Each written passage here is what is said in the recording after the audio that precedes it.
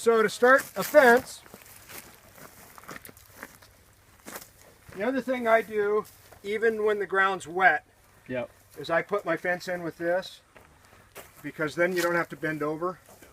And I just learned that from Dan this year. I used to always squash them in or drill a hole, and that's been life-changing, is the rubber mallet. So even on the super hard ground? So sometimes you still have to drill it. Sometimes on rocky stuff, I don't carry a drill anymore though. Okay. I went to the chiropractor several years ago with a really bad lower back, and he said, your back is out like you're doing this a lot. And I said, yeah, about 400 times a day when I'm moving fence. So this is really... Is the doctor the one that suggested the rubber mallet? No, the shepherd, the sheep herder suggested that one. The Peruvian guys that I've worked with will use rocks or twigs. Now let me show you what I do to lay these out. Couple of tricks that I use in really hard ground. I don't carry a drill. Again, because I'm lazier than Brad. But there's a couple of ways I can deal with hard ground. This mallet will pretty much drive these spikes in if you find a sweet spot. The other thing I'll do is look for a plant with a taproot. Mustard, yellow star thistle, something like that, and I'll drive that post right into the center of that plant. It follows the root.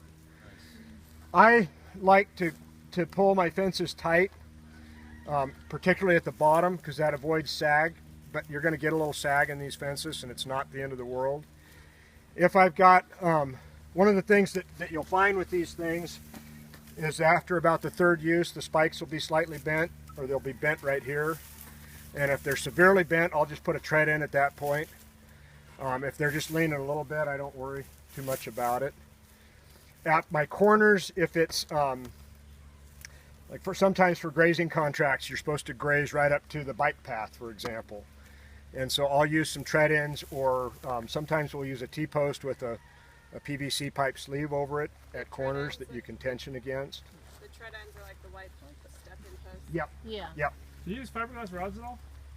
Very rarely. So I use the heck out of the gray fiberglass rods with that one with the L-type rod insulators, one top and one bottom, and then I'll use it if I'm going through a draw too, because I can drive that in and anchor down and set it so that it doesn't lift up that bottom wire. I use those gray tread ins. Okay. In that way, and then I'll, like if you're trying to go through a dip right here, and the fence is up,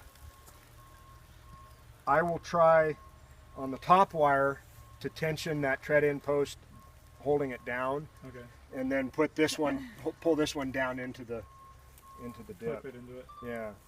So when you're picking these nets up, those of you that have done this know, but you just fold them back on each other, just like this. Aha, that's the trick. Beautiful. And then when I get done, when I get back to roll these up, I'll shake them out. That gets some of the stuff that gets caught out of there, but also it lines up these folds so you can roll them up even, and that way it lays out easier the next time. Do you have a preference on distance between poles? Because there's also different options on Premier for like 10, 12 foot. I only use electronet, so they are like 12 foot. 12 foot's fine. Yep. Okay. And I think you want these plastic verticals. Yes. Yeah. They make them with a twine vertical, and that's just a recipe for sagging fences. You fold it back up on itself. When I fold my nets up, I fold them in half, and then as tight as you can get it, the better. And I will always retie these two, top and bottom.